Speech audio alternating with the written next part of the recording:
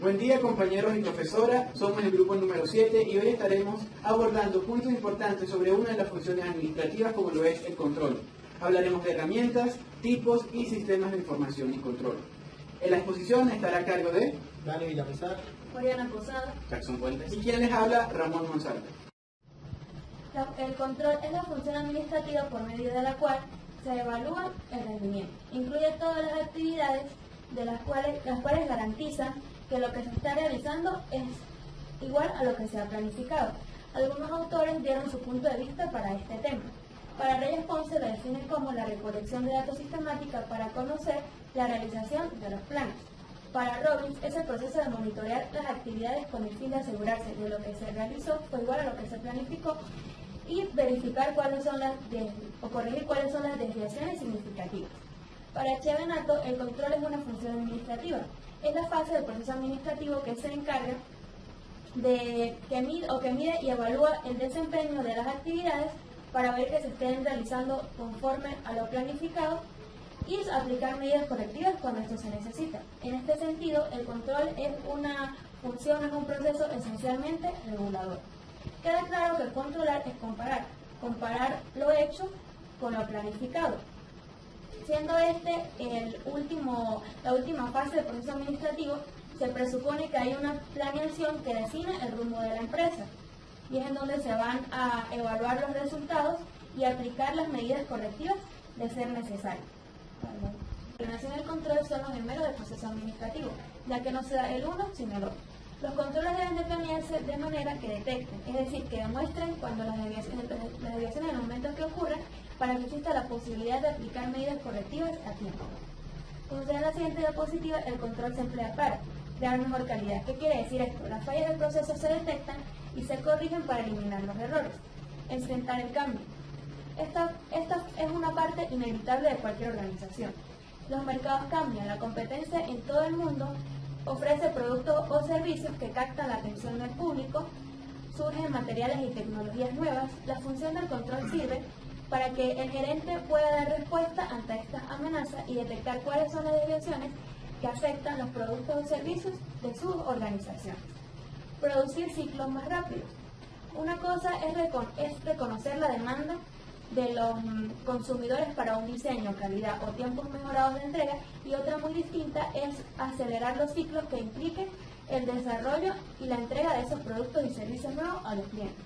Los clientes de la actualidad no solo esperan velocidad, sino que también productos y servicios a su medida. Otro es el de agregar valor. Los tiempos veloces de los ciclos son una manera de tener ventajas competitivas. Tratar de igualar todos los movimientos de la competencia puede generar pérdidas o costos contraproducentes. En cambio, el principal objetivo de una organización debería ser agregar valor a sus productos o servicios, de manera que los consumidores los comparen y los tomen por encima de los que ofrece la competencia. Con frecuencia, este valor agregado adopta la forma de una calidad por encima de la medida lograda aplicando procedimientos de control.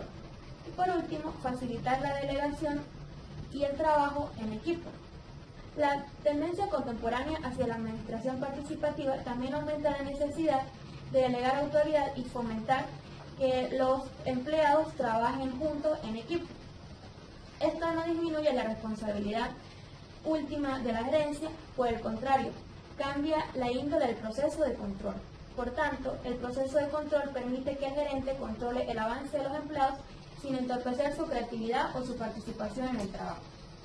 El control de gestión es un medio para recoger información que permite dirigir un negocio hacia los objetivos trazados, formulando planes y controlando las decisiones claves para su expansión. Los sistemas de control gerenciales son mecanismos que se utilizan para ejercer su función directriz y permitir que la organización cumpla sus objetivos en términos de eficacia y eficiencia. Un buen sistema de control gerencial o de control de gestión toma en cuenta el comportamiento de quienes lo utilizaron para conseguir el logro de sus objetivos institucionales. Esto quiere decir que no tiene como fin encontrar grados de culpabilidad o de fiscalización, sino permitir que la dependencia de una organización cumplan con sus objetivos principales para permitir el logro de sus objetivos totales o generales. Herramientas de control. Son instrumentos que se utilizan para ejercer el control en cada uno de los niveles de la estructura organizacional y se dividen en tres: control superior, control intermedio y control inferior. El control superior, en este caso, las herramientas están más orientadas a evaluar el desempeño global de la organización, y los recursos utilizados para el control superior son la contabilidad y la estadística. La contabilidad es la ciencia auxiliar que refleja en forma exacta la situación económica de la entidad en un momento dado. Con ella podemos conseguir un control histórico de resultados, de inversiones y de operaciones de la empresa que son producto de información contable. La estadística es un conjunto de métodos que nos ayudan en la toma de decisiones en situaciones de incertidumbre. Con ellos podemos tener control sobre las variaciones en los resultados obtenidos y la comparación de ventas, de producción o de gastos. Además tenemos el control intermedio, donde las herramientas se abordan desde cada unidad de la organización y están orientadas a un mediano plazo, entre las cuales vamos a encontrar un control presupuestario y una auditoría interna.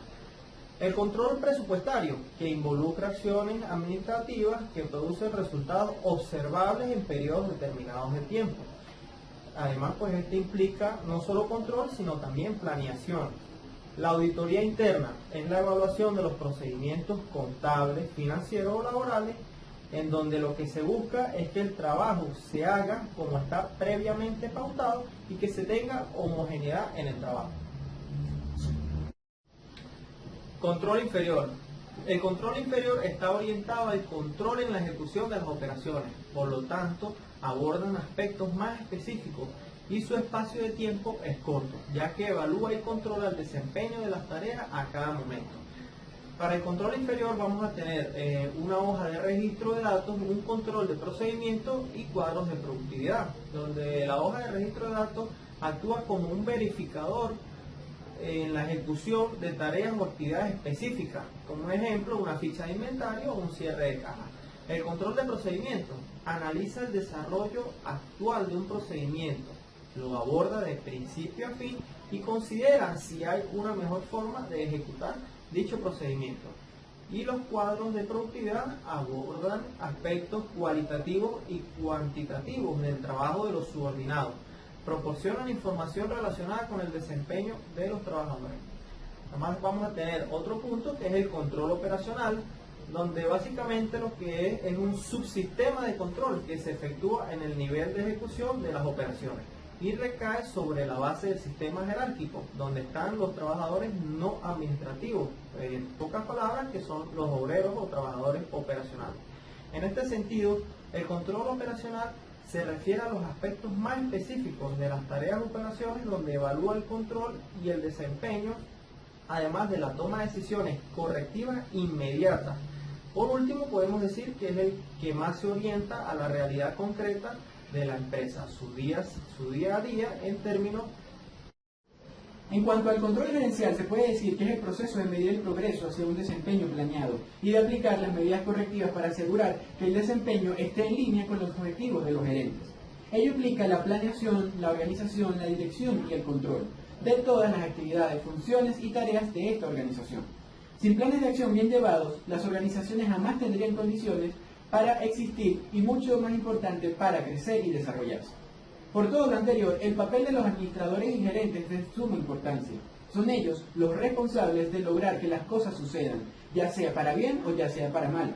Sin una buena base para el progreso administrativo, como lo es la planeación, la organización, la dirección y el control, las empresas no pueden funcionar exitosamente ni lograr las metas que se plantearon a nivel de la planificación, que es la primera fase administrativa.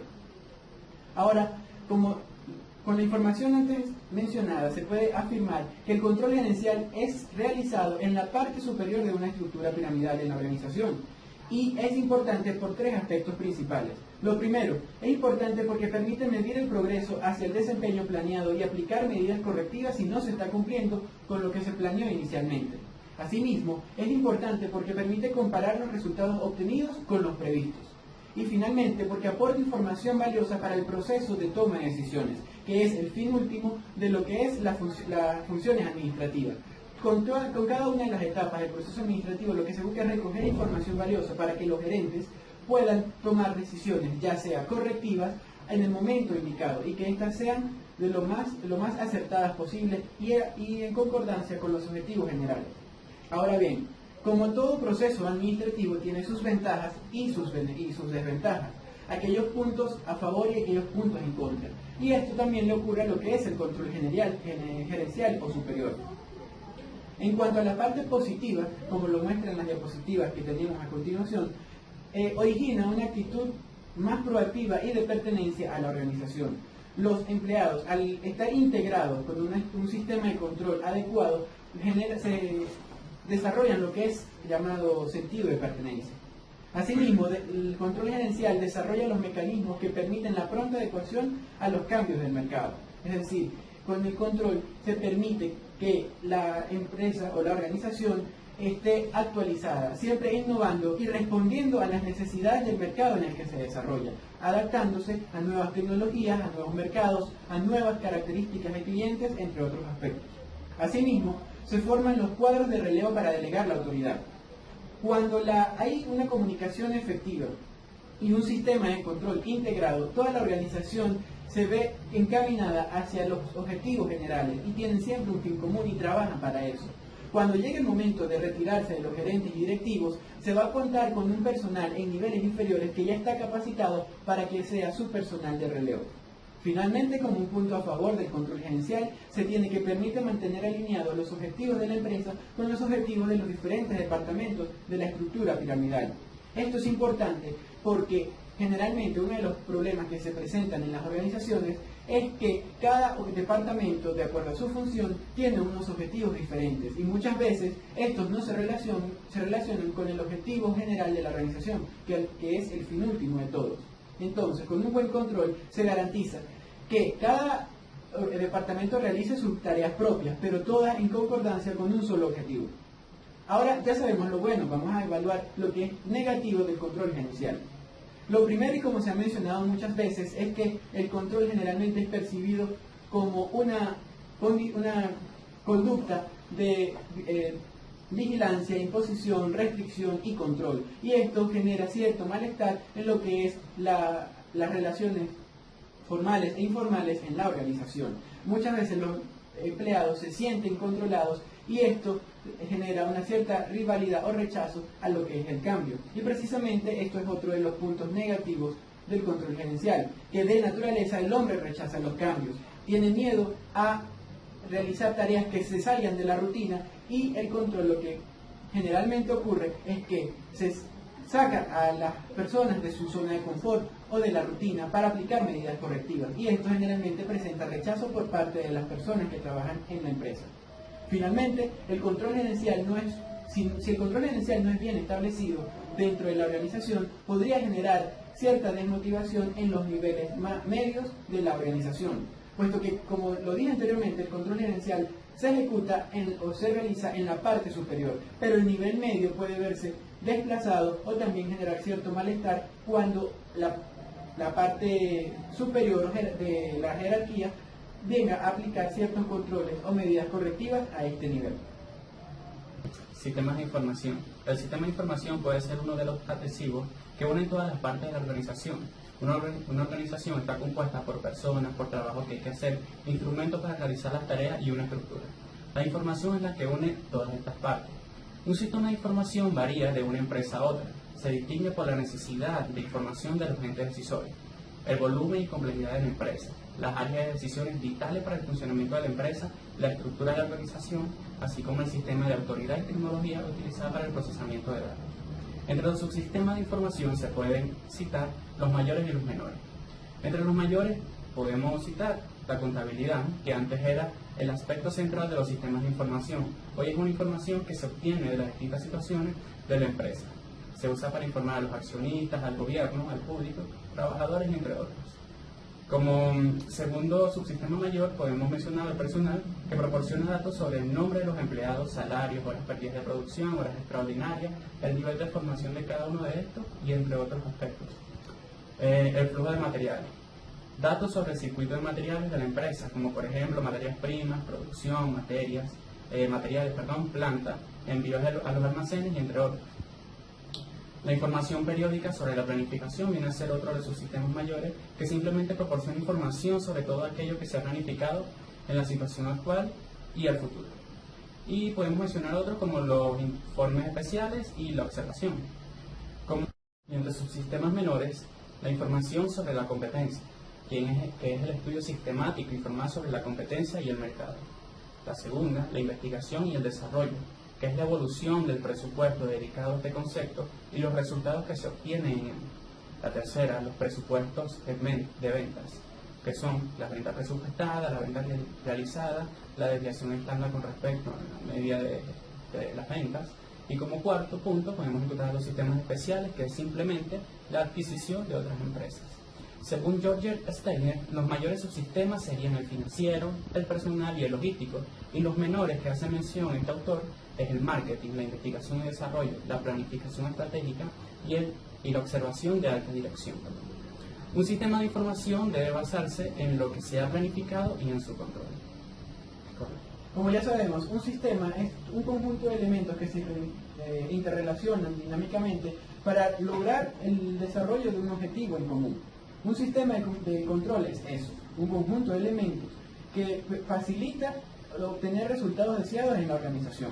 El mejor sistema de control es aquel que no daña las relaciones empresa-cliente y que mantiene en un nivel de alta dignidad humana las relaciones de dirigentes y subordinados. Todo sistema de control se tiene unos objetivos que deben plantearse y cumplirse a cabalidad durante todo este proceso. El primero de ellos es proteger los recursos de la empresa. Todo ecosistema de control debe velar para que todas las funciones y todo el desarrollo de las actividades típicas de la organización se realicen con eficacia, eficiencia y economía. Entonces, este objetivo es lo que corresponde a esa tercera palabra tan importante, la economía. Otro de los objetivos de un sistema de control es asegurar la exactitud y la veracidad de los datos. Como dijimos en temas anteriores, el fin último de todo proceso de control y de todo el proceso administrativo es brindar información valiosa para la toma de decisiones. Esta información debe ser veraz, oportuna y cierta. Como tercer objetivo del sistema de control se tiene promover la eficiencia, es decir, el buen uso de los recursos para lograr esa deseada economía sustentable de la organización. También se plantea como objetivo estimular el seguimiento de las prácticas ordenadas por la gerencia. Lo que se busca es que los objetivos generales que se planteó la gerencia en la organización sean cumplidos a cabalidad por los distintos departamentos y que cada una de sus tareas por separadas se encaminen hacia el logro de este objetivo. También definir y aplicar medidas para prevenir riesgos, detectar y corregir desviaciones, es decir, saber cuáles son los errores que se están cometiendo y saber cuáles van a ser las medidas correctivas y preventivas para evitar que estos errores se vuelvan a cometer. Por último, todo este conjunto de actividades debe promover y evaluar la seguridad y la calidad en la mejora continua de la organización, para garantizar, como nos dije anteriormente, la eficiencia, la eficacia, la efectividad y la economía de todas las operaciones. Los sistemas de control presentan las siguientes características. Forman parte integrante de los sistemas contables, financieros, de planeación y de información operacional de la empresa o negocio. Asimismo, corresponde a la máxima autoridad de la empresa o negocio la responsabilidad de establecer, mantener y perfeccionar el sistema. También en cada área de la empresa o negocio, el funcionario encargado de dirigir es responsable del control interno ante su jefe inmediato. Por último, quien haga las veces de unidad de control interno es el encargado de evaluar en forma independiente el sistema de control de la empresa. Todo sistema cumple con un proceso sistematizado y ordenado, y los sistemas de control no son la excepción. El proceso de la ejecución de los sistemas de control inicia con un establecimiento de estándares e indicadores. Estos estándares e indicadores nos van a servir como una guía de acción para posteriormente comparar los resultados obtenidos. La segunda etapa o el segundo paso de un sistema de control es la medición y desviación de errores, simplemente para detectar los errores cometidos y posteriormente corregirlos en su debido momento. El siguiente paso es la medición de resultados. Con la medición de resultados lo que se quiere lograr es la comparación de los resultados con los estándares. De esta manera se comprueba o se verifica que lo ejecutado está en concordancia con lo planificado. Posterior a la comparación de resultados, tenemos la evaluación de estos para posteriormente proporcionar información valiosa en el proceso de toma de decisiones. Vamos a evaluar si lo planificado se está cumpliendo a cabalidad y si los objetivos de las subunidades o dependencias o departamentos van en concordancia con el objetivo general de la empresa. Todo este proceso de sistema de control constituye una retroalimentación. ¿Por qué? Porque es un ciclo que se vuelve a iniciar para utilizar esa información valiosa obtenida en el proceso de toma de decisiones y también para corregir cualquier accionar. Criterios para la evaluación del desempeño de un sistema. Existen 3 criterios comúnmente utilizados en la evaluación del desempeño de un sistema, los cuales están muy relacionados con la calidad y la productividad, eficiencia, efectividad y eficacia. Sin embargo, a veces se les malinterpreta, mal utilizando o se consideran sinónimos.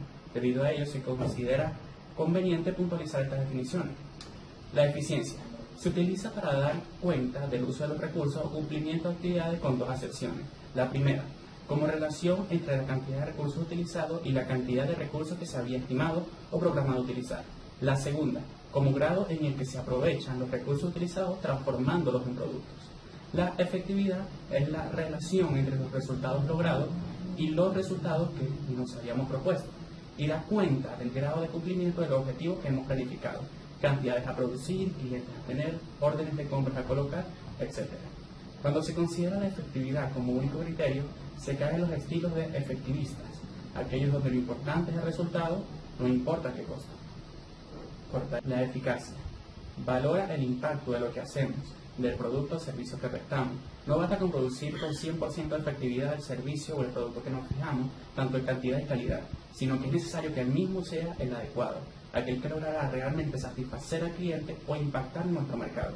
El comportamiento de estos 3 criterios en conjunto nos da de forma global la medida de competitividad de la empresa. Esta fue toda nuestra exposición, esperamos que haya sido de su agrado, gracias por su atención.